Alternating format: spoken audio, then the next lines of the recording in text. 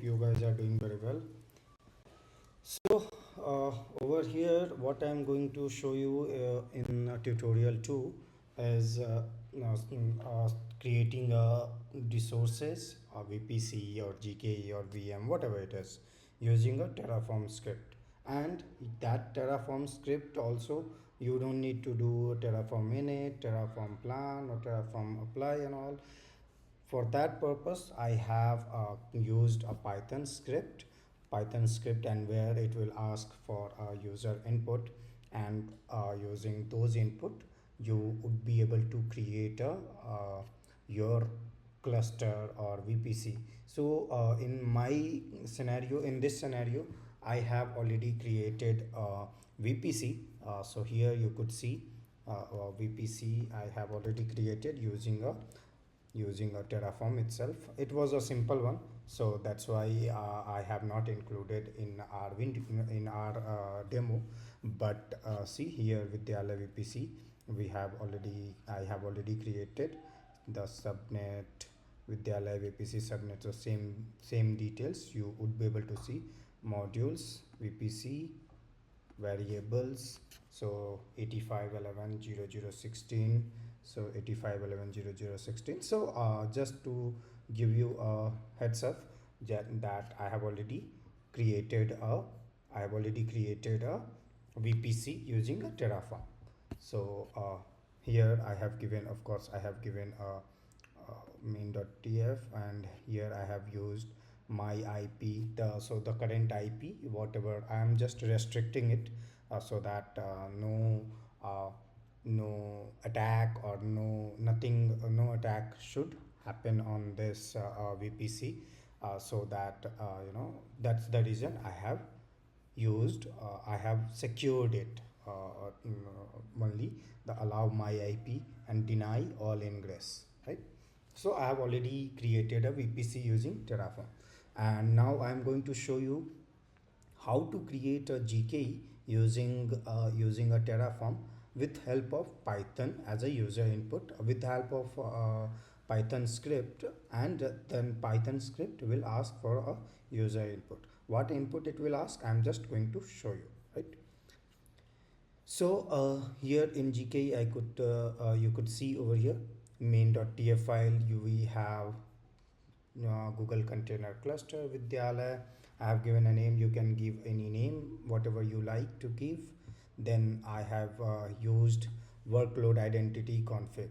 Why I have used workload identity config is just because this is a new feature, I would say, introduced by Google, where not very recently, it is a very old one, but earlier what were happening is, if any of the resource wants to communicate with any of the GCP resources, then in that scenario, what that resource had to do, I mean, source resource should be having a one permission to access the another resources within a GCP itself. So to avoid that issue, I'll just give you an example.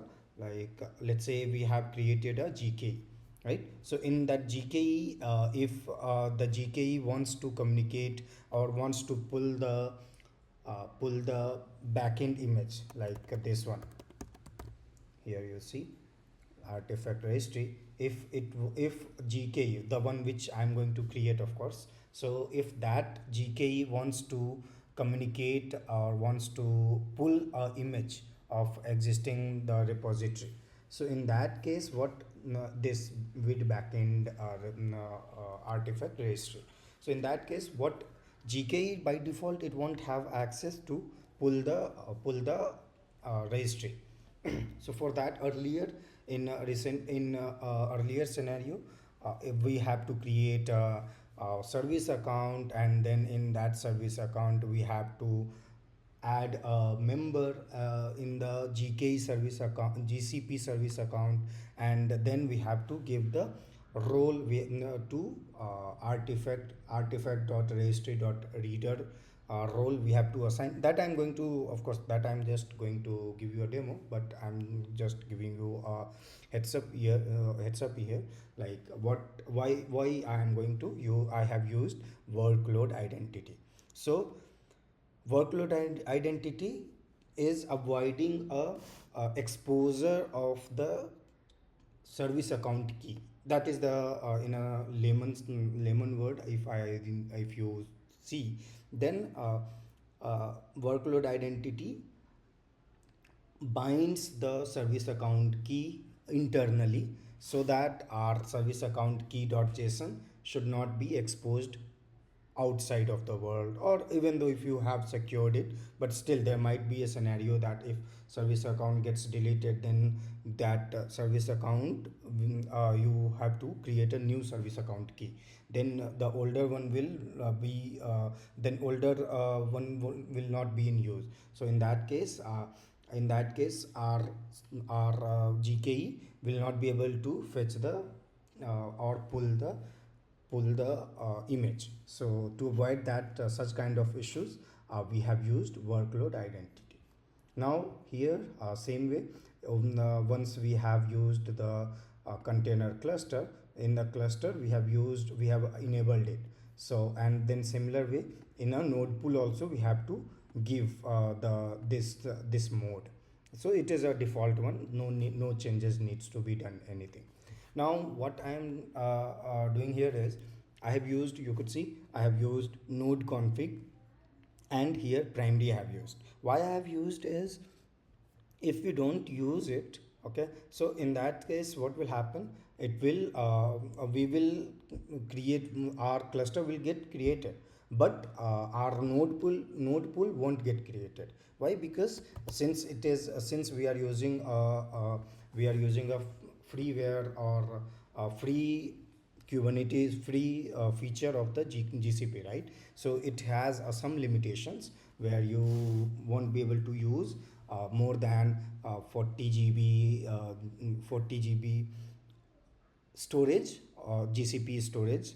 You won't be able to use as a node pool, right? So by default, when if we don't mention this, by default it will create a default no node pool, and which will have a 100 GB data, 100 GB of space, which is a limitation for a freeware free GCP Kubernetes version, right? So I'll show you that part also.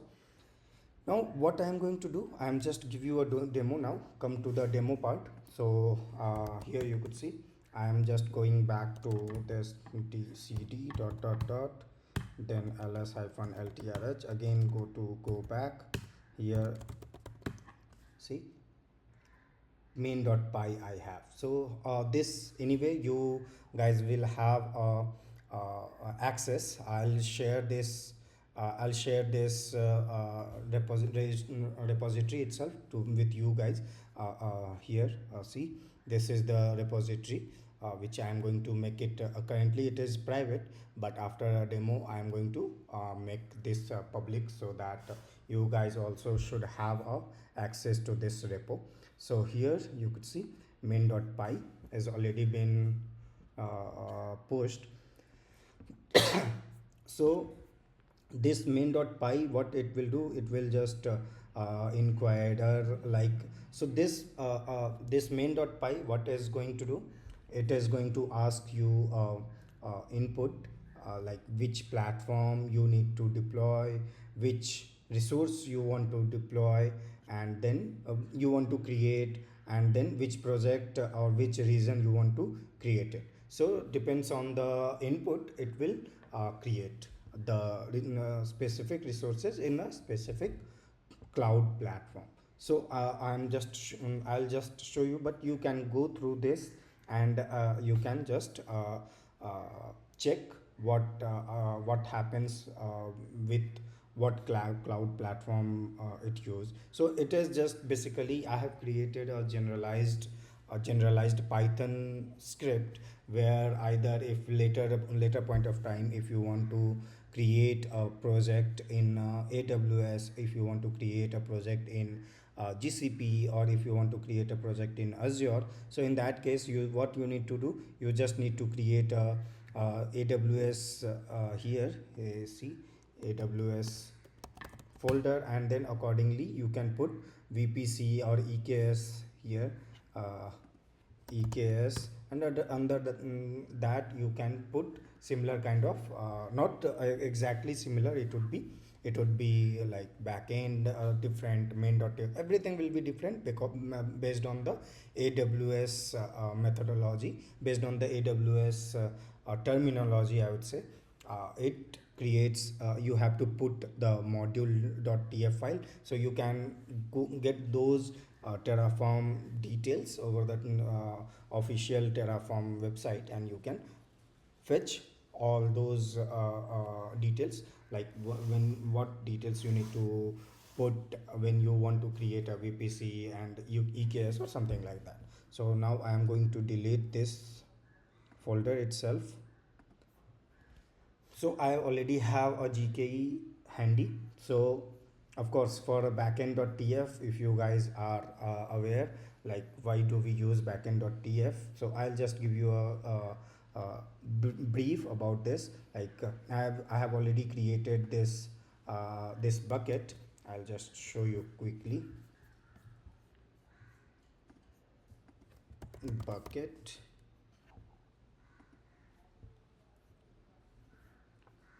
It is just first time whenever you log in, then it gives that kind of visual. So see here, I have already created this bucket, right?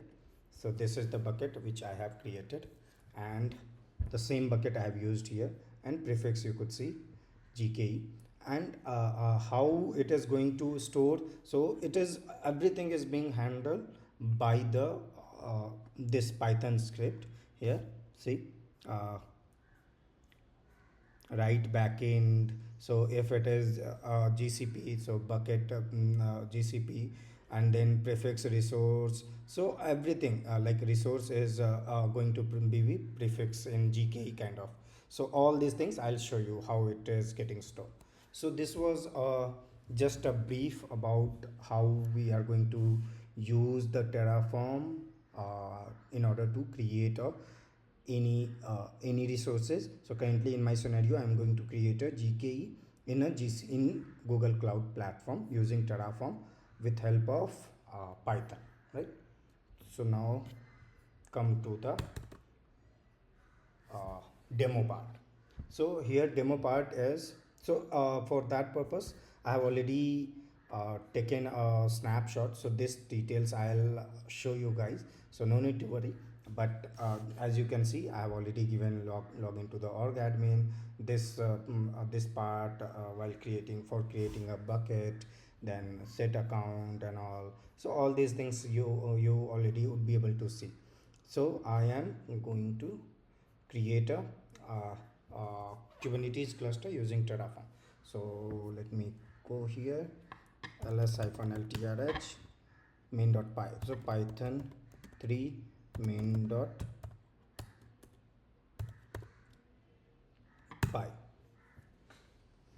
So it will ask few details. So let's see what and all it asks. So currently I am having a GCP only, so it is already selected. Let's see.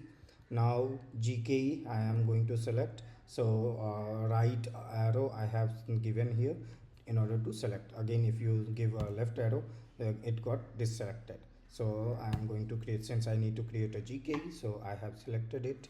Now this project ID, so by default I have not given a project ID, so I have to give a project ID. So again, go back to this, then this, copy it, paste it. Now see, US Central one, so let it by default, enter it. Cool. So it already been initialized. Now see, this is what we are going to get. Tab 2 to add, and it is started creating. So it is auto approved. It is not asking for any, like after Terraform apply, it will ask yes or no. So but since it is automation, so complete with a single click, it will help you to create a Kubernetes cluster. So here, see, you could see it started creating. So now if you go to this Kubernetes engine,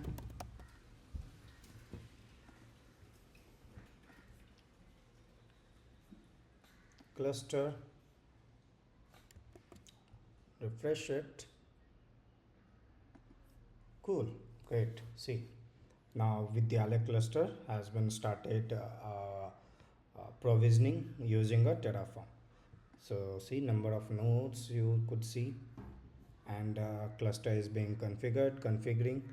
So it will take like almost more than 10 minutes to get creation of the cluster, whole cluster, along with our node pool. So I'll just take a pause, and then yeah, I'll see you guys in next video.